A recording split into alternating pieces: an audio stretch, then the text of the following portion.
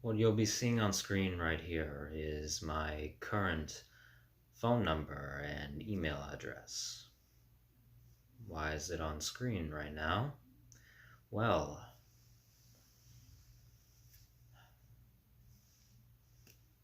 if any of you out there just want to talk, that's it. That's the simple reason. If any of you out there want to take some time to have an in-depth conversation about whatever you'd like,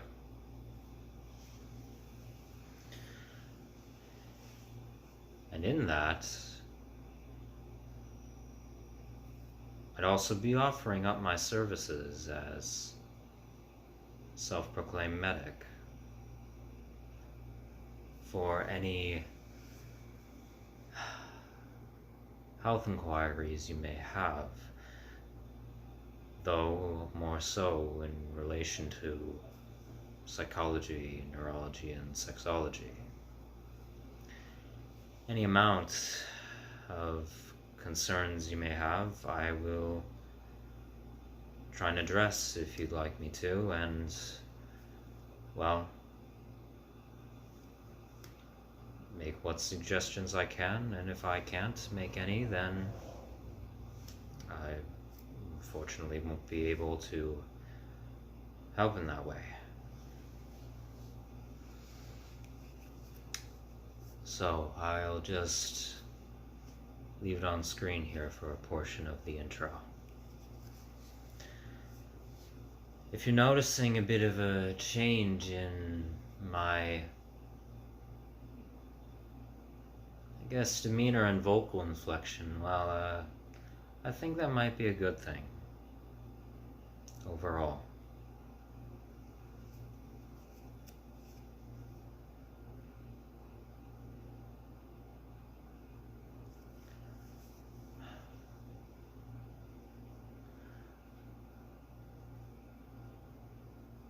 Before sitting down as I am now to record this video,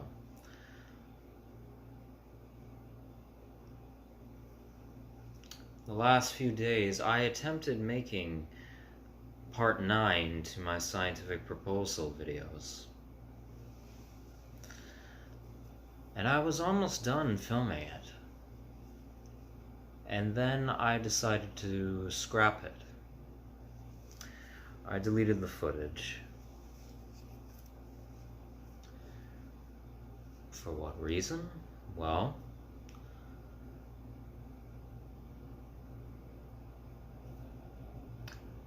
I think I could have done a better job with it.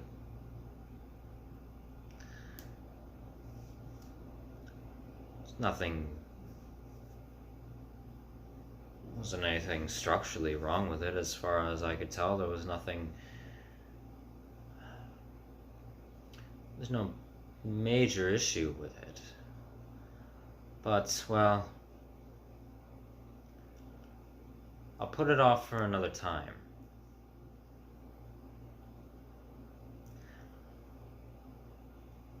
I decided to just, well, because of certain things I've experienced in the last few days whilst alongside recording the footage for what was supposed to be that video, well,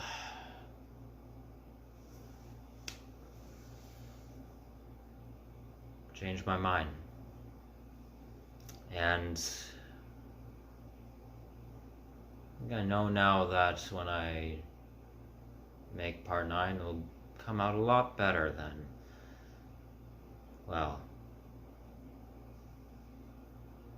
what I made in the last few days.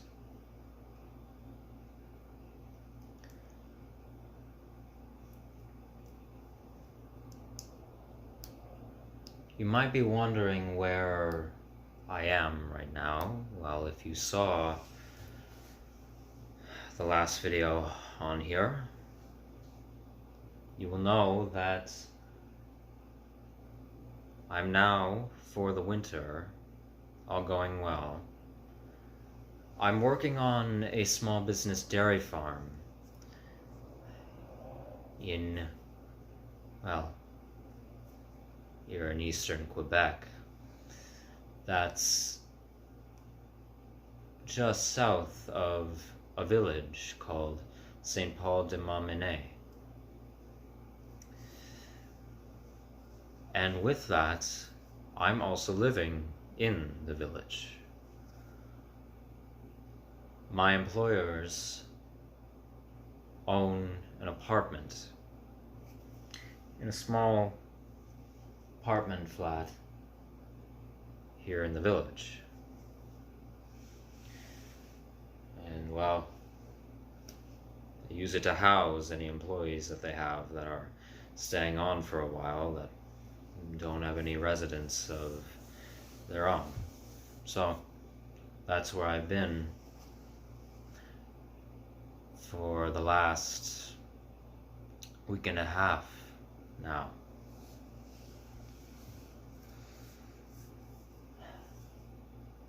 Another thing just to address about the last video, I will have edited the description and the comments section for it to apologize for, well, when I was in the portion of the Saint Redempteur district of Lévis that I was for Exploring Lévis Part 5, I was not in the eastern portion of that neighborhood, I was in the western portion. My sense of direction whilst being there was very, very muddled. For, well, what I will have explained in the video, what I feel are obvious reasons, but, well, obviously people in that area or who developed the area don't feel the same.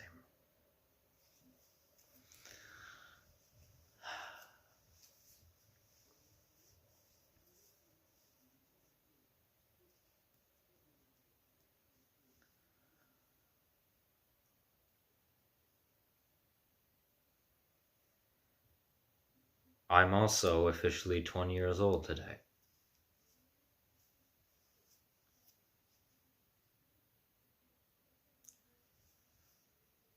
I've exited my teen years officially.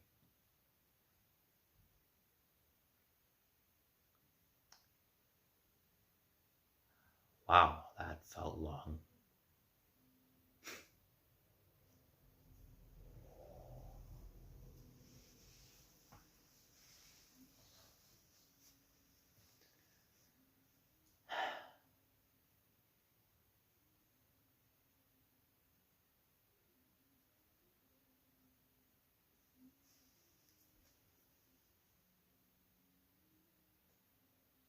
So what's the main topic of this video this time around?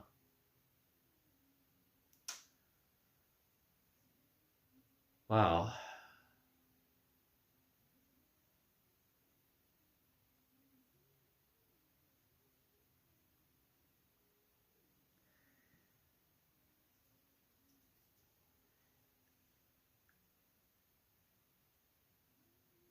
it's something for a long while that's plagued my mind.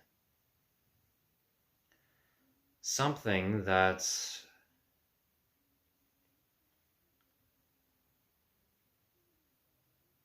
with the recent epiphany I had.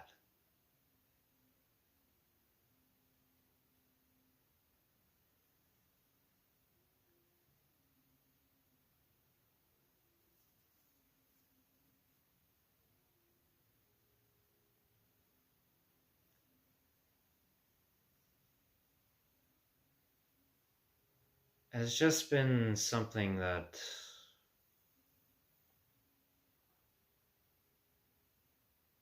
maybe I should just explain it. Maybe Maybe instead of trying to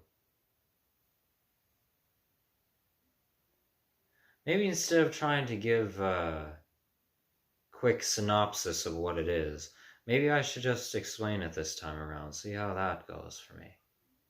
First, well, simply put it, I wish that I didn't have to be a strong person.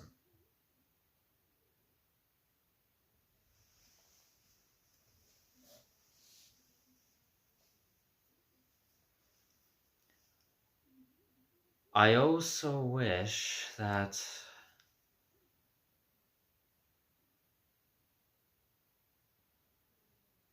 I didn't have to be emotionally and intellectually resilient.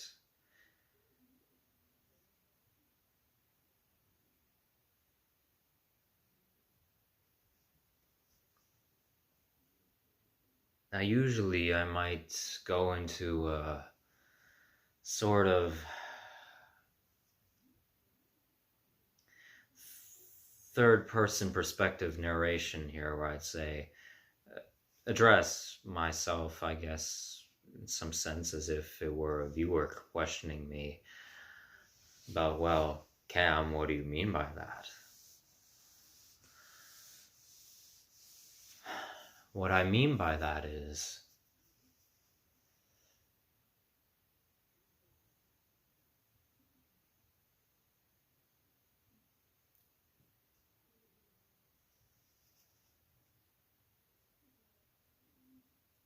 I, like any other intellectual person, as I do by this point, as far as I'm concerned, I consider myself to be a leftist intellectual.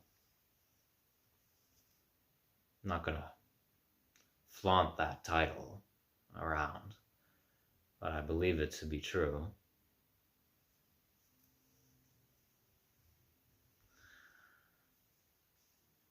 At least on the merit of critical thought.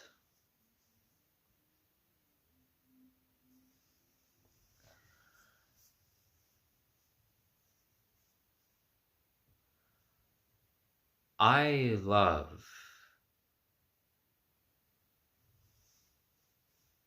critical thought and observation. I love the ability that I have to look at the world around me and make some semblance of sense out of it.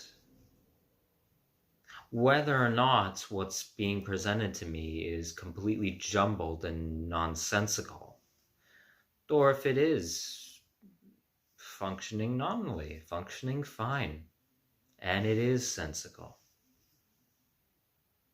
Regardless, one way or another. I love the fact that I've been able to develop the ability to cognitively critically analyze things that I feel to be worthwhile to observe, to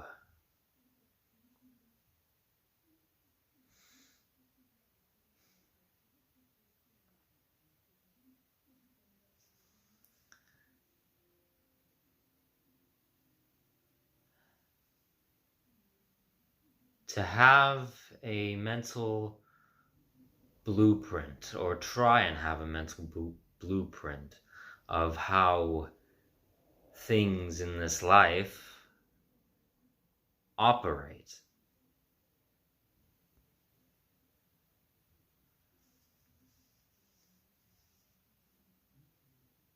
It's not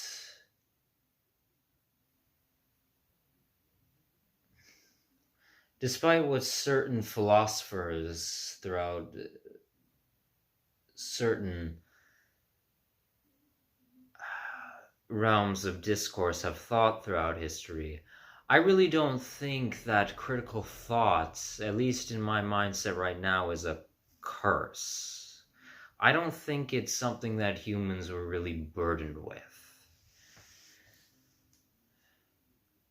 I don't think the ability to understand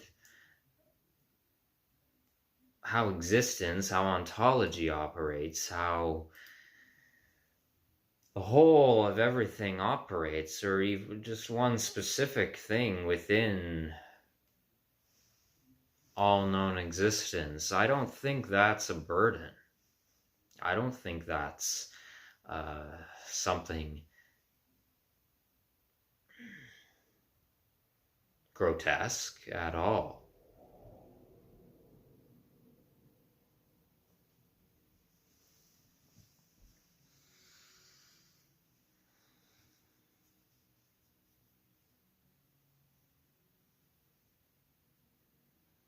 But in that, what makes it terrifying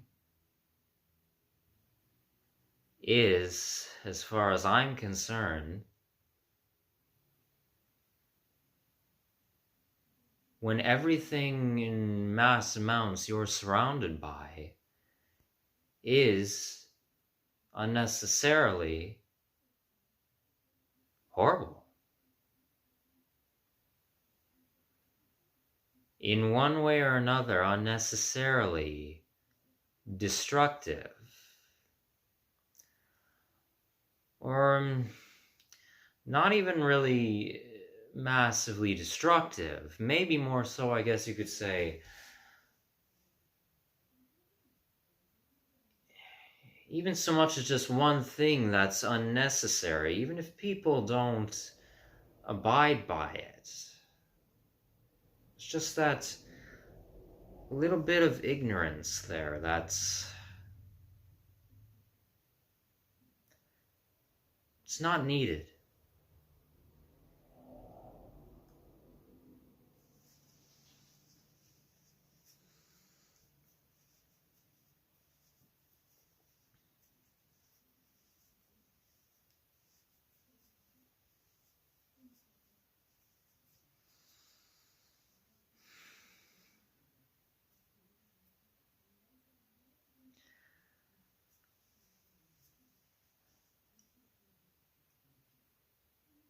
When that is prevalent numerous times over, everywhere you look, everywhere you go, one realm or another, or one stupidity on top of another stupidity on top of another and another and another and another, buried beneath just a complete wave of complete and total unintelligent nonsense.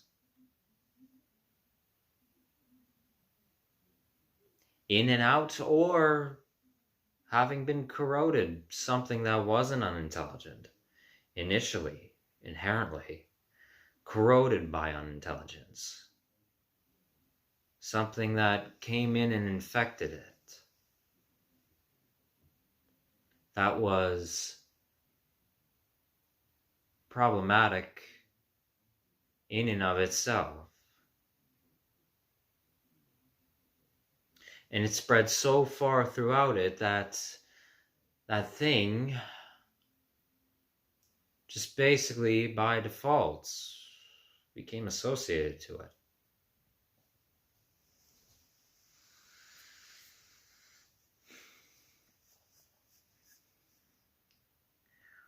When that is what surrounds you, that is when intellectual thought becomes a horror show. That's when educating yourself and realizing things about corrupt, systematic, and systemic forces, problematic cultural values, ideologies, human nature itself and what is truthfully human nature and what has corrupted normal, what would otherwise be normal human psychology. That's when thinking for yourself, as far as I'm concerned, becomes at points something so unbearable to so many, and points in the past that's included myself.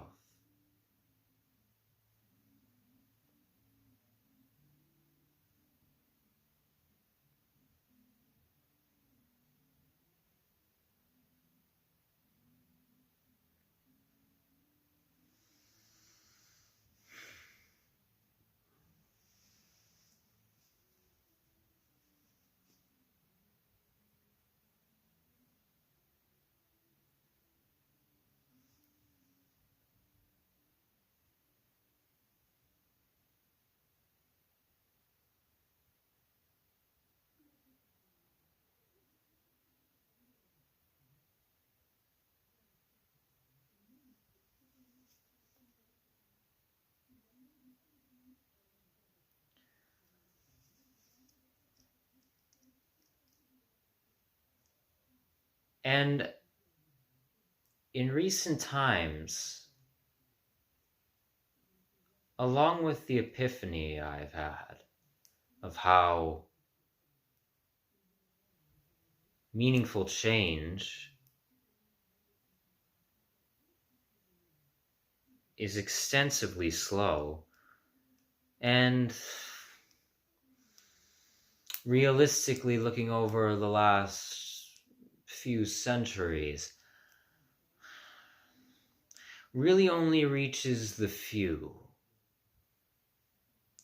Now those few are important, but still the few. I cherish those few.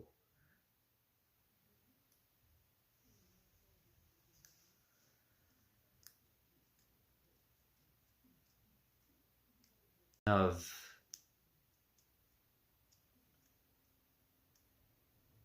there being no better life path than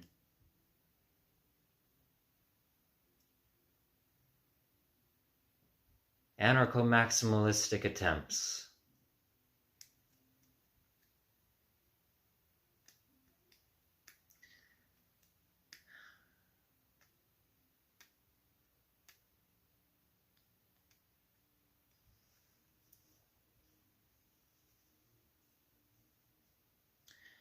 Because anything else really is not worth it.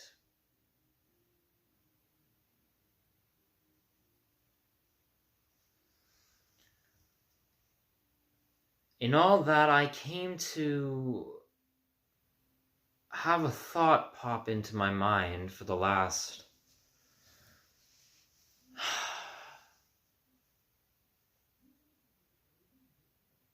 few weeks that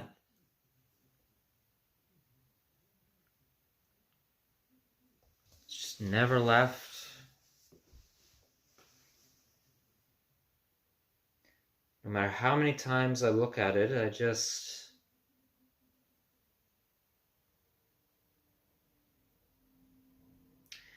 kind of stayed in this lull in my mind. So I figured I'd see if any of you can relate to it.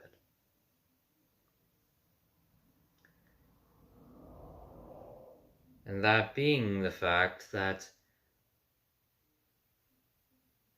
I, as I believe anyone else in a position like mine, any other intellectuals or hyper-intellectuals out there,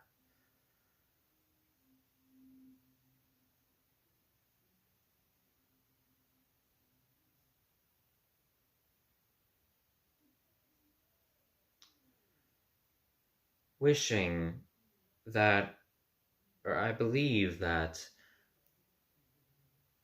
all of us wish that despite being a strong emotional person, I would consider that morally to be a fantastic thing, as I'm sure so many others would. That resilience is praiseworthy, that it's something to strive for. I agree.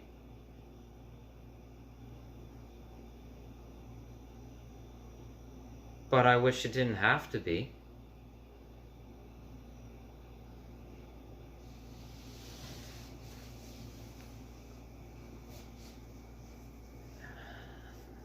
And I think anyone else in my position feels the same way, if they look deep down in introspection.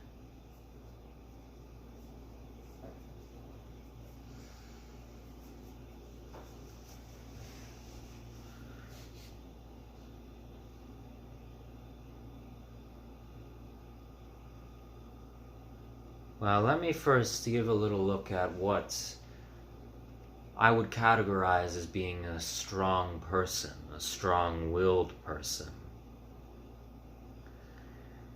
Someone who is able to critically assess their environment around them, someone who then tries to observe what would be beneficial moral ideals to act upon and hold and to keep consistent with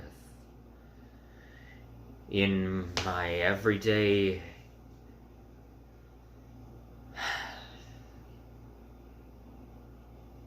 enactments, and tries desperately to lead a life that produces that. Someone who does not just go with the flow, who does not just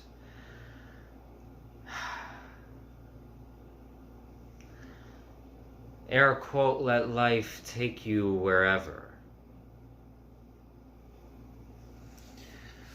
Who tries to observe their morality that one way or another will form whether you critically think or not, as far as I'm concerned.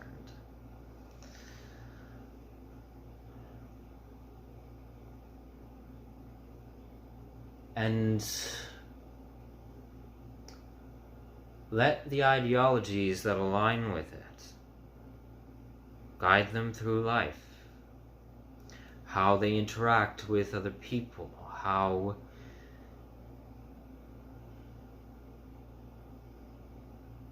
they contribute in that back to whatever society they're in and the greater cultural extents.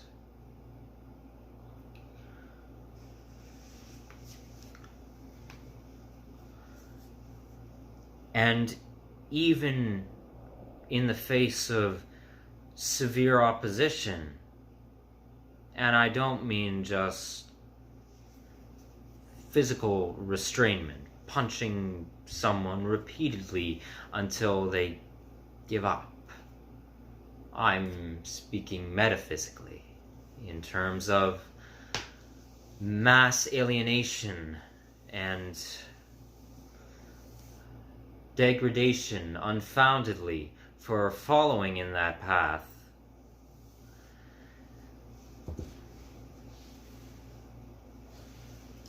Or disguising oppression as if it's aid. That's all too present in the world today.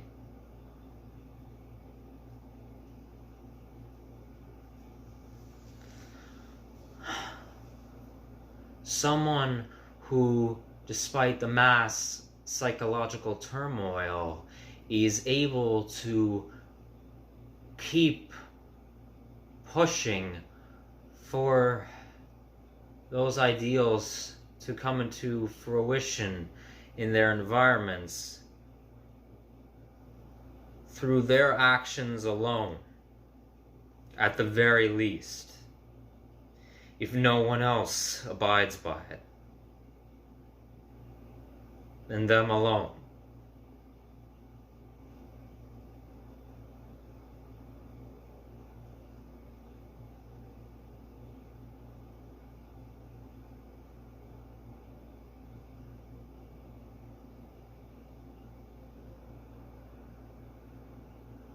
That's what I would deem to be the characteristics of someone who's cognitively strong-willed. And in that, on a physical sense, faces potential death for following that lifestyle.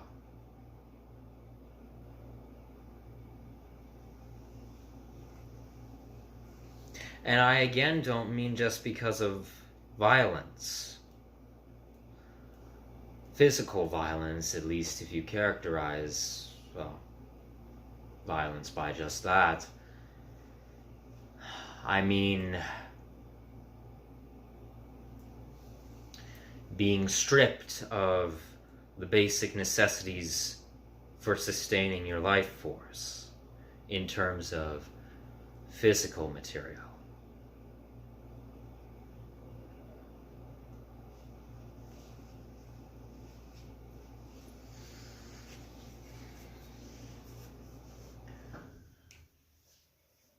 That's someone, in my opinion,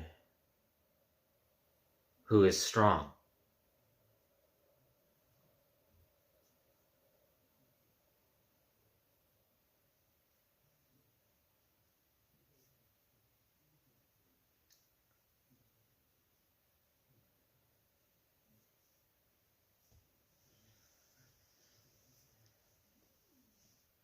And that is, in my opinion, a commendable thing.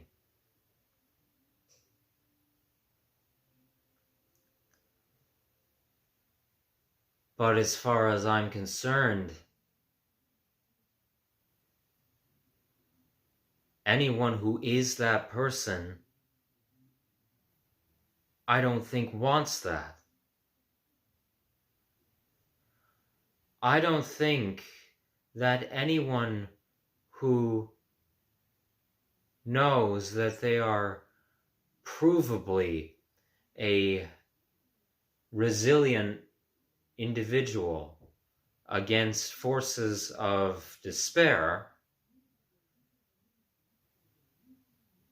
wants to be that resilient person. I think it boils down to this. If everyone could shape the world in their image, where they didn't have to be that resilient person against the mass problems, then they would.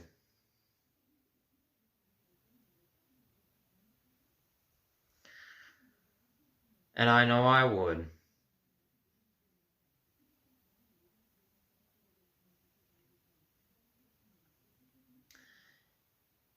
And in that regard, to further clarify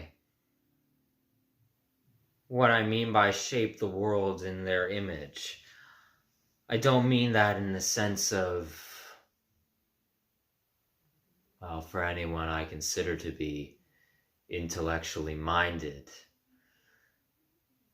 as them as the kings of all, the kings and queens and gods of all, the rulers of all, someone of control who just causes more degradation and oppression, someone who I mean someone whom would make the world in a way that they thought would bring about world peace.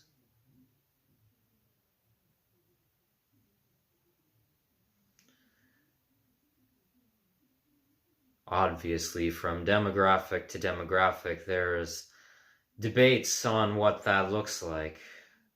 But I think any of you like-minded individuals out there can interpret what I mean.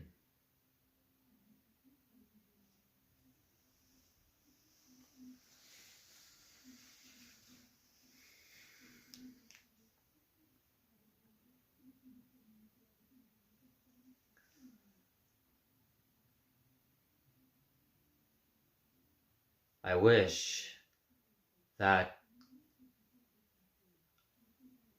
I didn't have to be so resilient. Despite it being an admirable quality,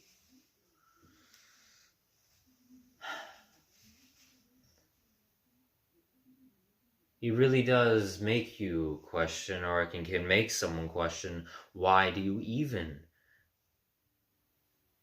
try and enact the ideologies you do? If you were to bring about an environment where you didn't have to be as resilient,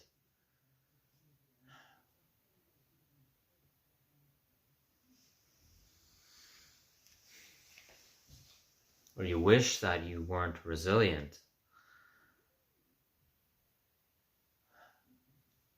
would not be justifiable morally to give up on intellectual observation. If the end goal, I guess, in an ontological sense, if the end goal was to be no more resilience,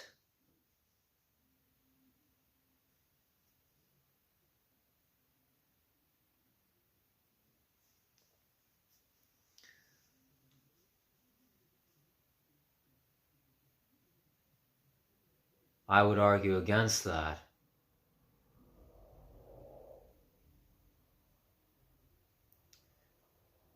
As no matter the human ideal, there will always be some amount of resistance towards problems.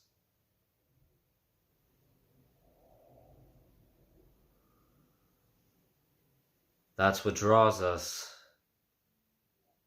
to our very survival. And don't spin my words. That's not a condonement of capitalism. The lie of sustainable survival-related happiness under capitalism.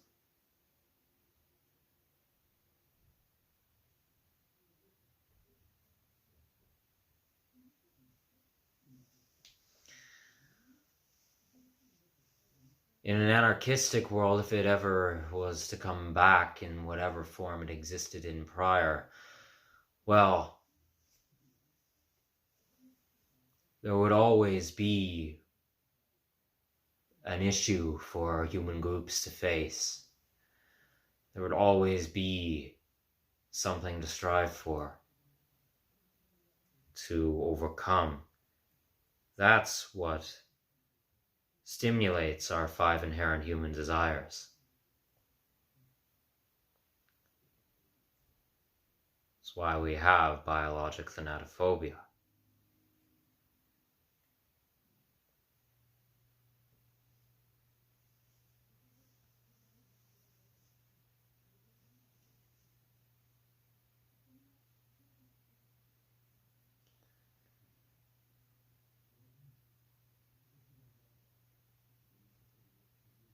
But to work around that mindset, or that question of why not give up if the end goal is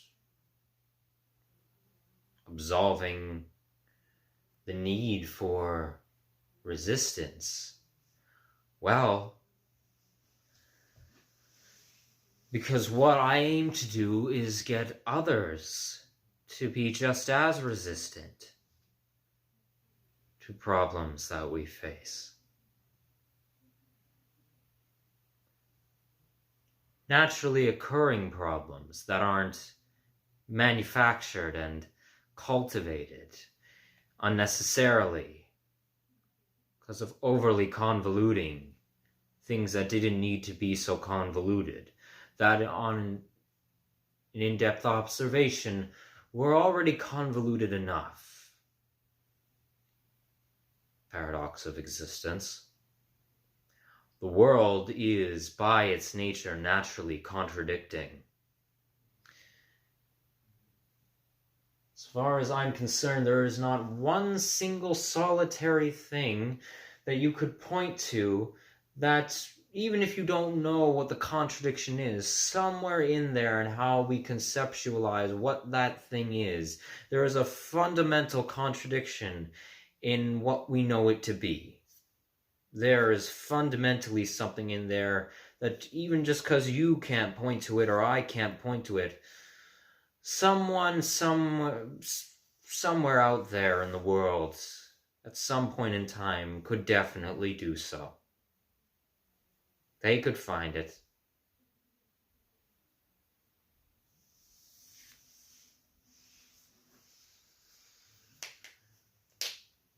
That's why, in regards to my theory of the paradox of existence, I believe there is what is called naturally occurring double standards and manufactured double standards. Founded hypocrisies are things that,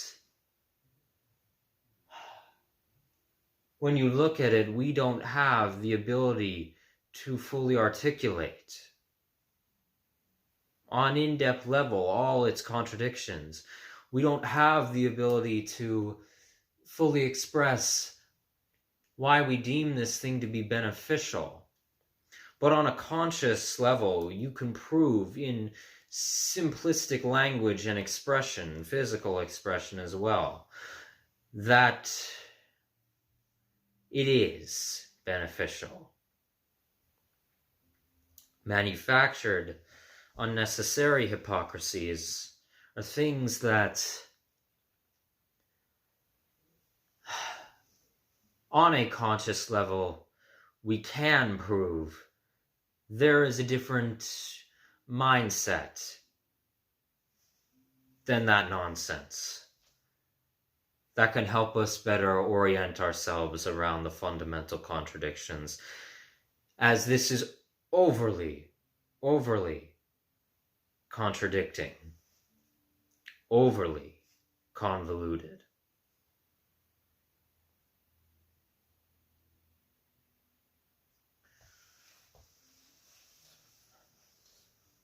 I aim to have others hold out against the depravities of the current world that are unnecessary. And also, if the end goal was to be resilient, well, in that, have a world where humanity functioned collectively against natural problems,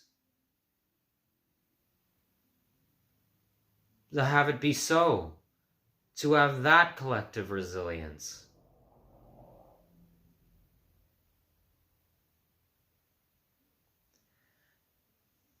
To have that be a group of those in mass who are strong-willed,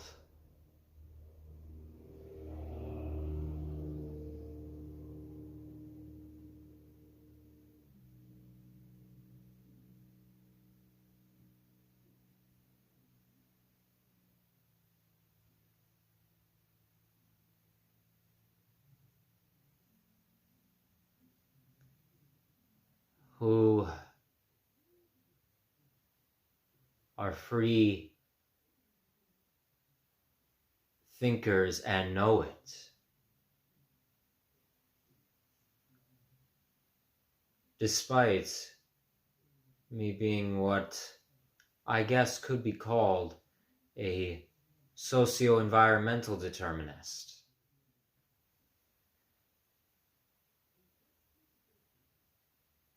On a cosmic level, who are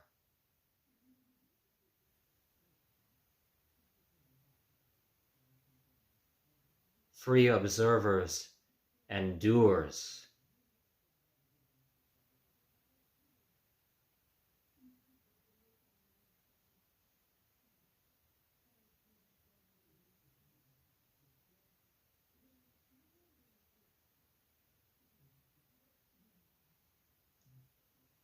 And don't conform to not be.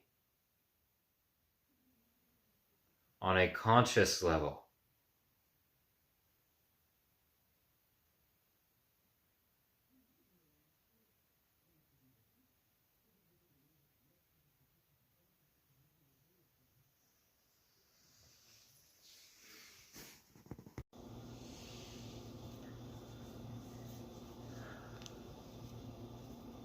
I know that even though it's now a day past my 20th birthday, well, I'm still gonna title this video, I'm now 20 years old.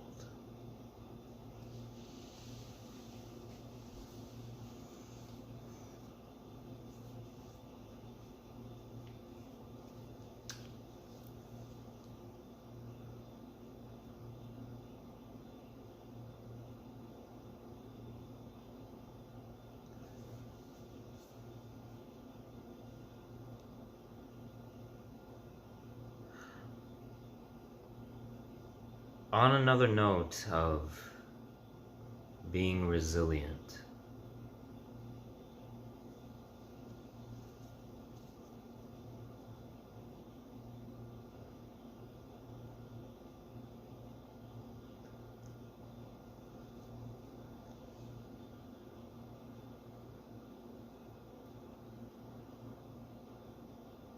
there's another thing that has been plaguing my mind recently. That's, well, it's just a very, very ironic reality, as far as I see it.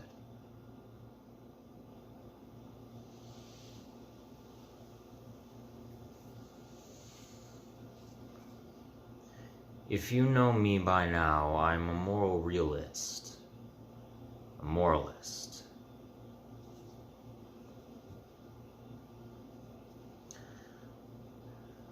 I despise the philosophy of moral relativism.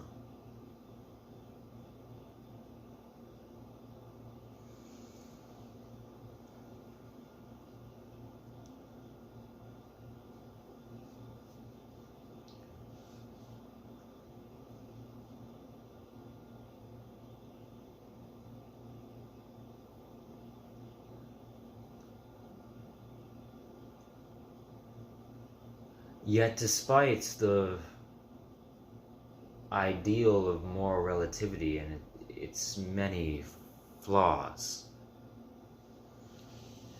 along with the notion of anti-moralism,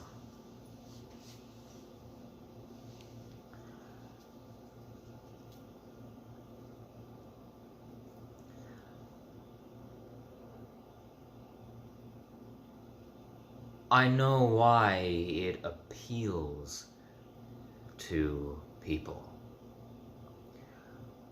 Because in situations in life that individuals are put into because of the destructive social surroundings they're in, well,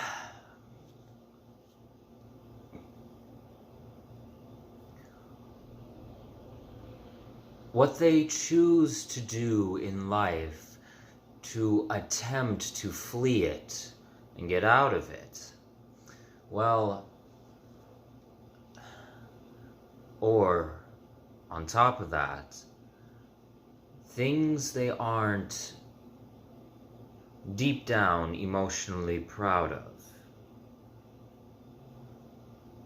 mistakes they've made, mistakes that they feel they had no other option but to make.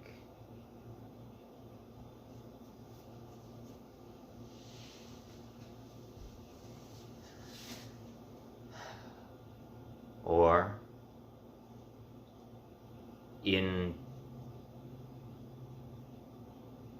all fairness, or well, not even just fairness, in the reality of the situation, quite possibly not just feel that they didn't have another option, but, well, to do what they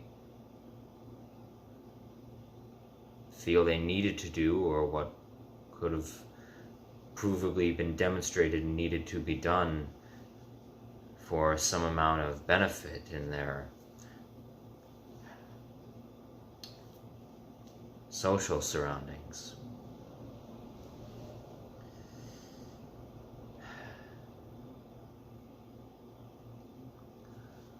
Well,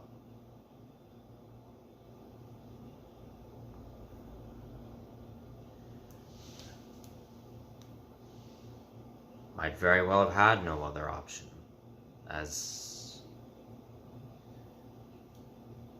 that is frequent.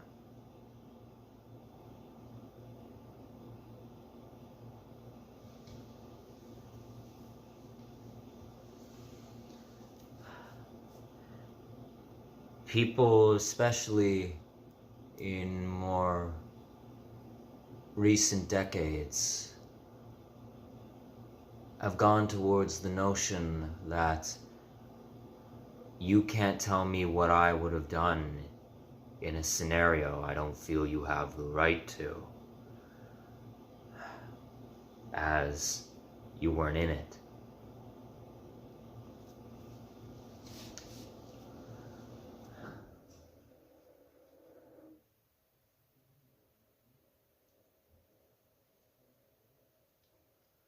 Well, the reality is, as far as I'm concerned, there's a reason moralists consider there to be provably deplorable moral actions.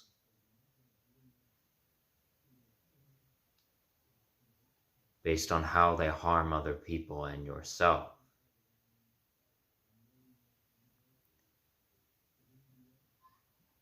Just so much in what the action condones alone, just by doing it.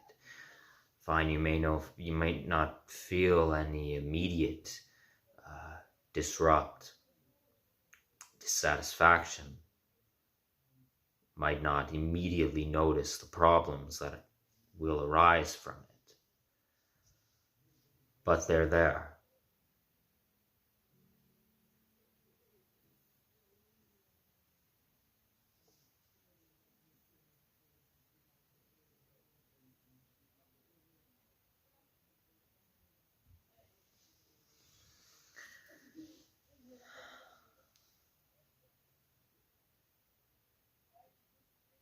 But even in that, there's a real cruel bit of irony that throughout my journey so far, I've come to notice.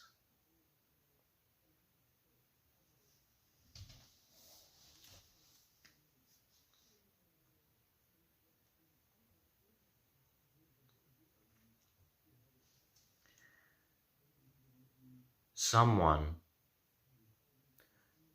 could justifiably tell you that you're doing something ethically terrible, something that's unethical, that it's provably detrimental, and to even a further extent, is unnecessarily hypocritical to your ideal values.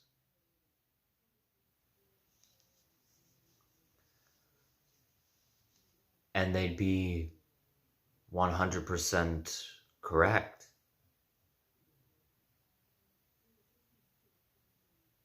In their assessment. But here's the sad part.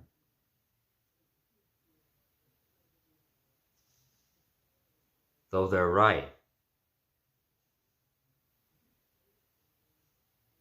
that person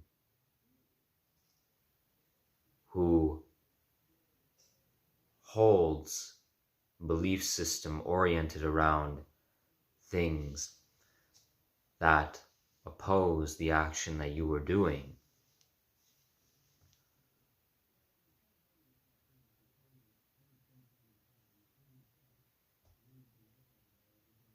never having had their morality truly tested to its breaking point.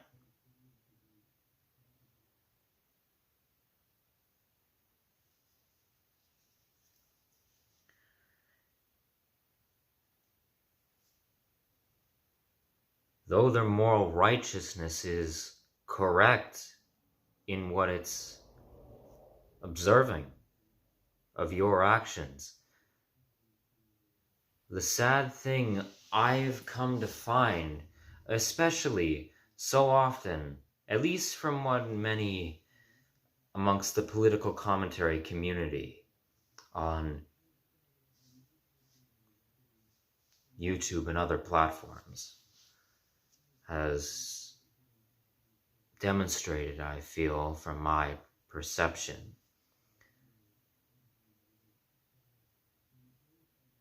especially in regards to leftist commentary.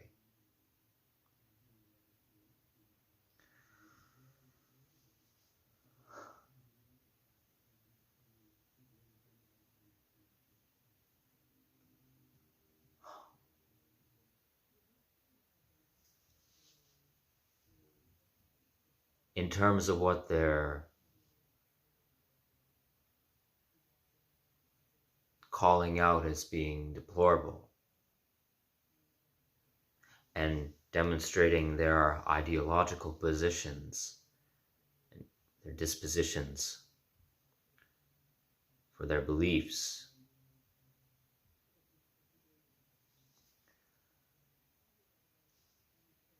They're right, me being a leftist.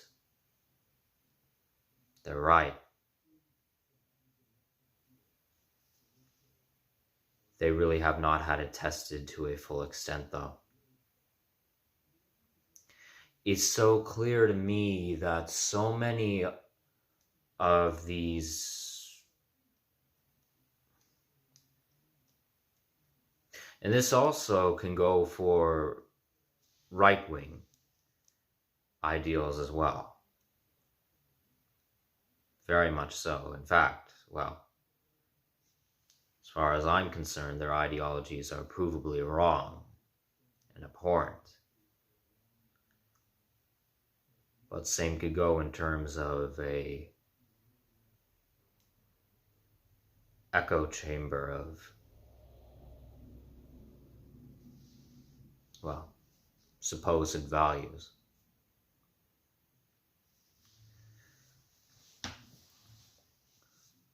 They're wrong, and they've never had their morality really tested to the fullest extent.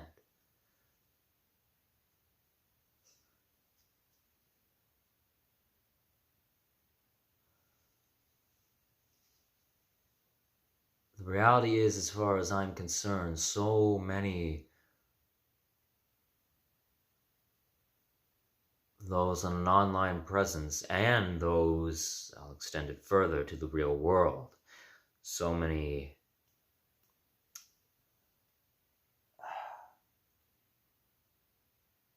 people I've come across in my life. They are so one side of the spectrum. You have people who are so narcissistically overly confident and ideologically wrong. Then you have a plethora of people on the other side of the spectrum who morally, in terms of philosophical stance, are right.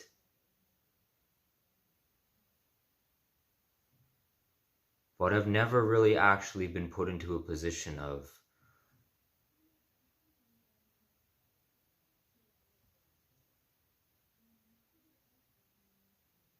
having to compromise to a problematic extent, an immediately noticeable problematic extent in their lifetime.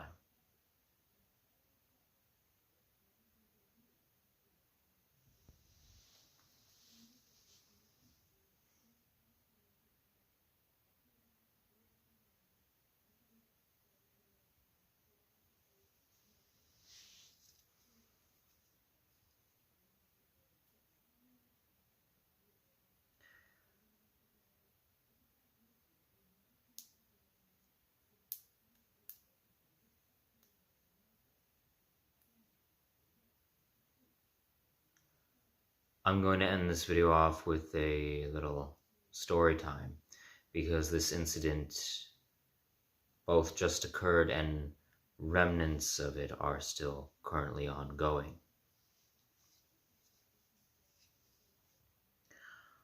I've talked about in videos that I made when I was living in Ottawa, Ontario, Canada, last winter. Specifically in my more proper introduction to myself videos, about how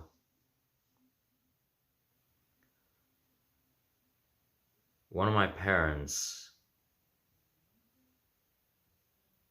deals with schizoaffective disorder,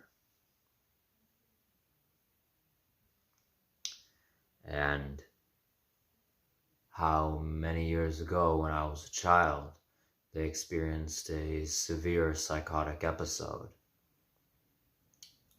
that greatly traumatized me and, well, the entirety of our immediate family.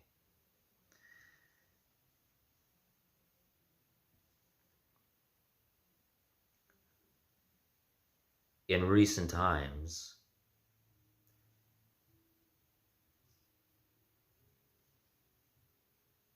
the manic state of an episodic incident like that has come back. Not yet, from what I can tell from what people back in Toronto are telling me over, well, phone and text contact.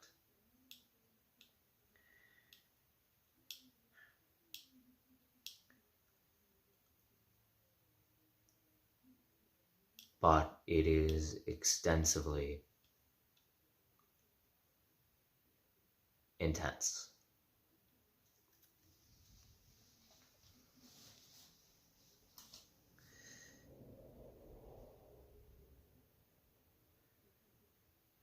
They went to the hospital a couple nights ago. And whilst there, I was able to speak to them over the phone.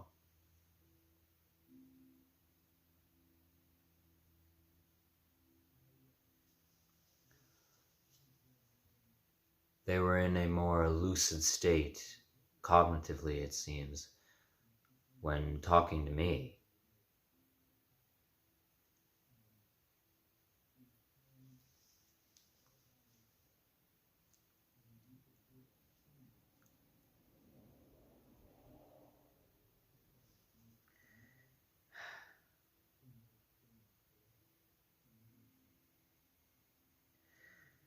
I'm not going to detail the entirety of our conversation, but one thing that nearly made me begin crying on the spot, and still pretty much brings me to tears now thinking about it, is they said to me in a very dazed state, Cam, I've made a lot of mistakes in my life. I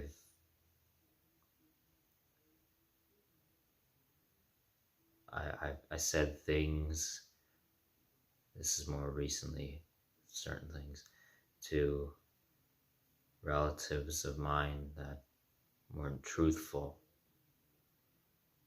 I've upset them, and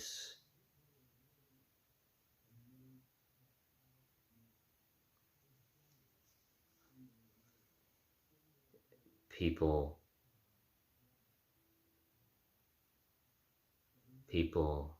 around us, they don't love us. They don't love us. And you need to be safe, Cam. You need to be safe. Everyone's better when they're safe and sound, when they're safe. But I can't be safe right now. I can't be safe.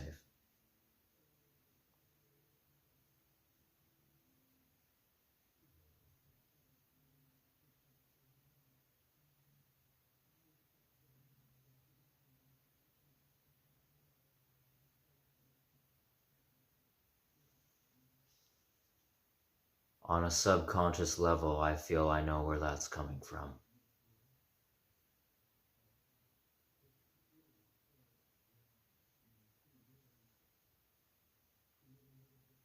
Most people in the world feel like that deep down.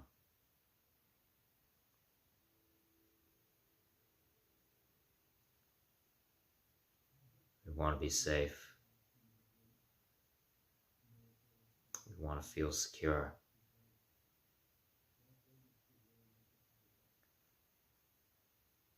But right now we can't be.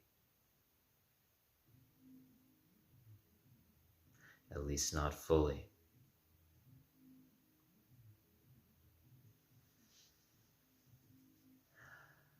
The sad reality is, with the mass oppression of the world well, I've listed all the variants of it before. Said it multiple times over.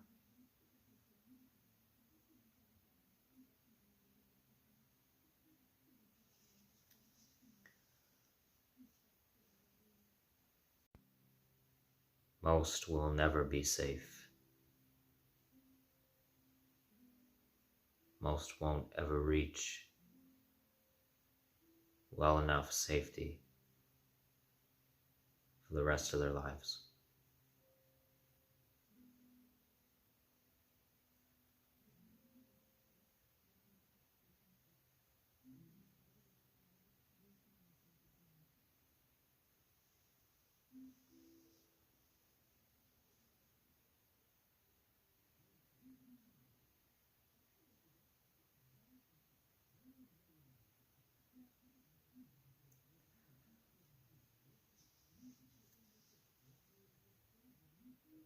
To further elaborate on this story, last night I got a call from both my parents. One of them, was holding the phone out to my parent who has been recently experiencing a major manic psychosis fit. They were in the back area of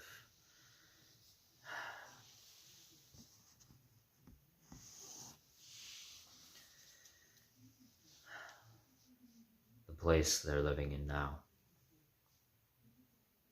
back in Toronto, Ontario. My parent, who's in the midst of psychosis, desperately wanted to talk to me.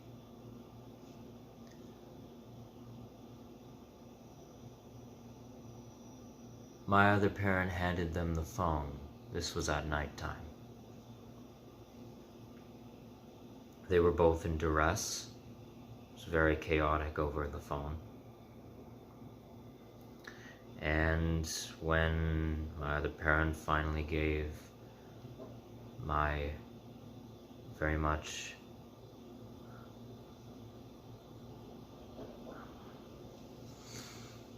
distressed parent the phone, they screamed into it, and I do literally mean they screamed into it. Run, Cam, run. You have to run. Run. In rather extended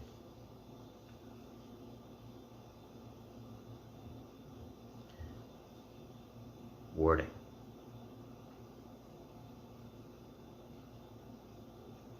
And they threw down the phone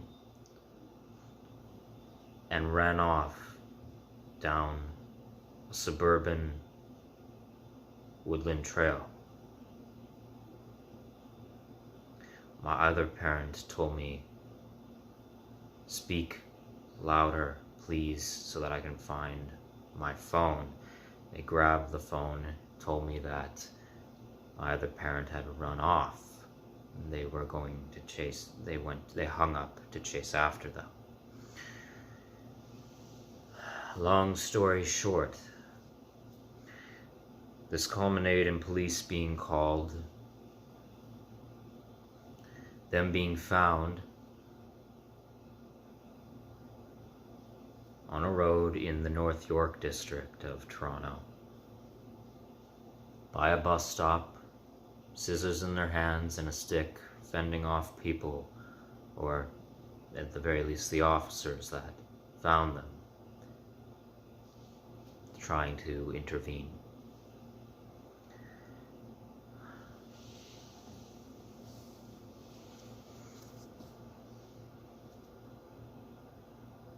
I called a few people to try and who either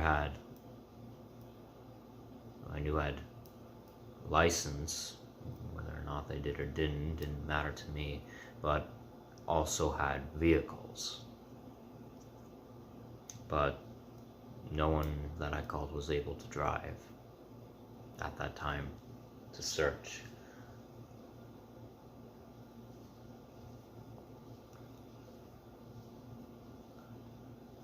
I didn't want my other parent to phone the police. I desperately didn't want that.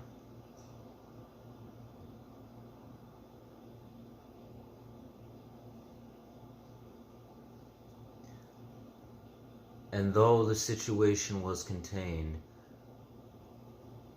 well, my want for that, with the moral reasons as to why, as I've stated a plethora of times before, and also just the immediate instance, well, were confirmed, as according to people, most likely certain officers had to restrain them and bludgeon them up pretty well. Seems, well, detailed to me that they had a black eye. They might have fractured ribs or bruised along their chest, I think. Well, were bruised on the chest area. Violently restraining them.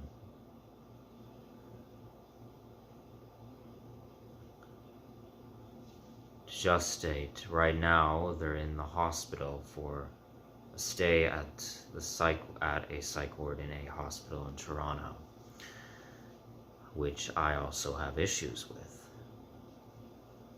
But they're treating them well enough from what I'm hearing. And they're in a more sedated state now. The fit they were in, it seems to have calmed down. They've become more mentally stable at the moment.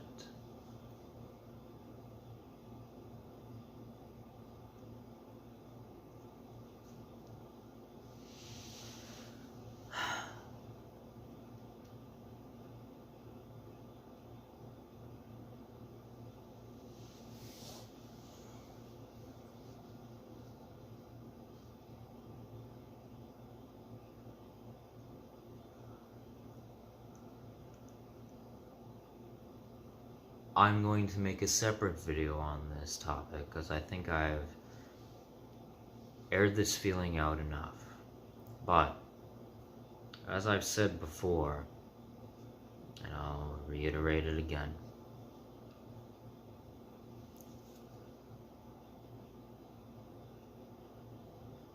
well, I'll start reiterating it a bit more firmly than I think I have previously in my videos.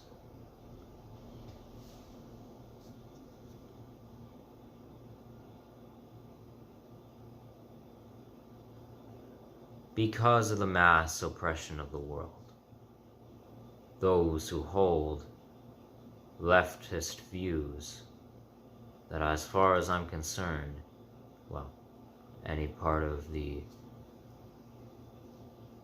leftist portion of my redesign of the political spectrum that are provably beneficial, morally right, justifiable,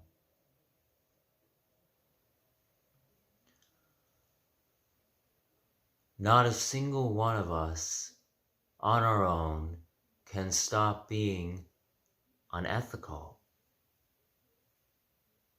Not until other people start being ethical. Until other people around you start trying to mitigate problematic behaviors of theirs. And I'm talking in contribution, not just interpersonally, on a systematic societal level.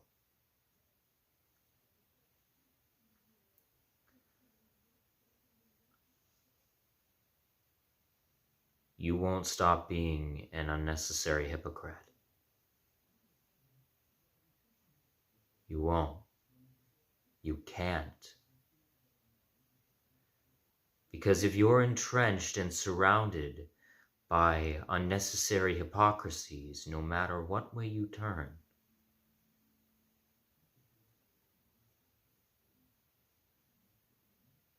where's the door to escape through? It's not built yet.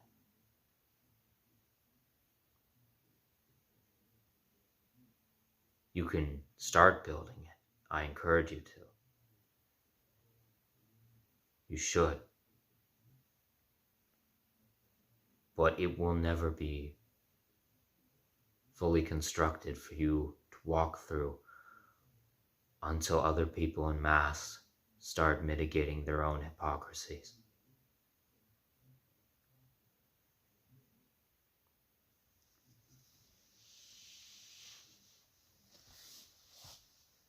Now, for those of you who are worried about me psychologically, no, I am not in any sort of suicidal fugue at all.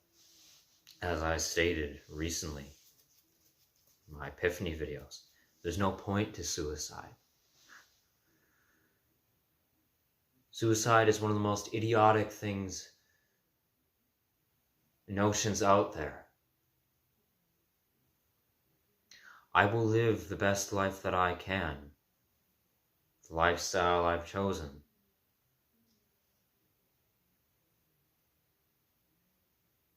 No man till I die. until someone murders me for it.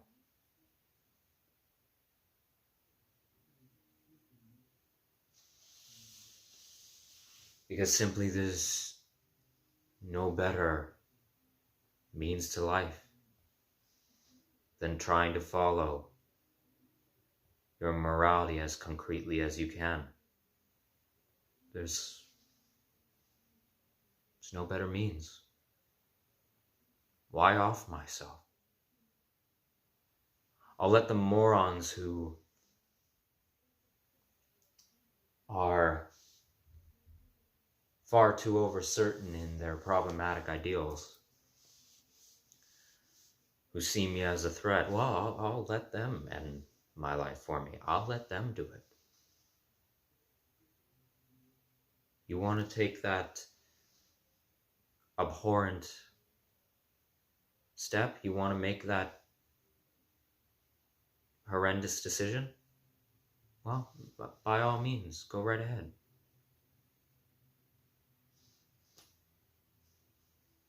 I will have died living truthfully. Even if I was wrong, at the very least. What I had critically assessed to be right, I will have died at that point, living like that. Not just following along.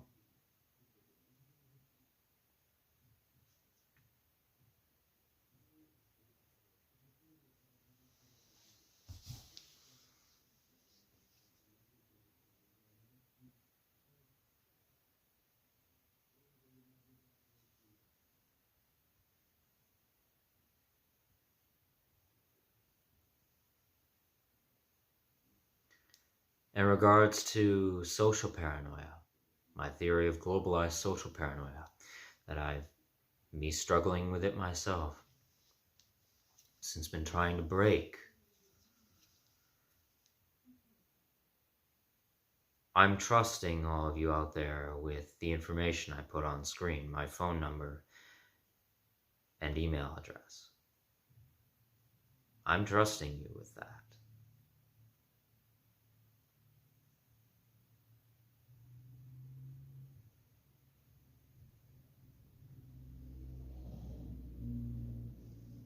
My next video on Pornhub, I'll do the same. For anyone who wants to talk.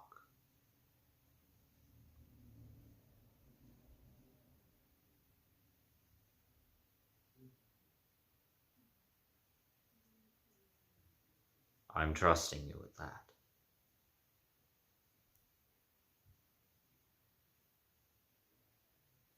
As I feel is right.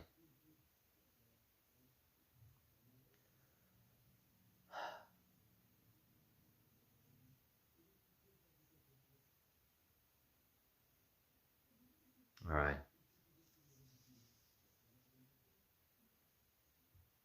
Hope you learned something from this. There'll be other videos soon enough.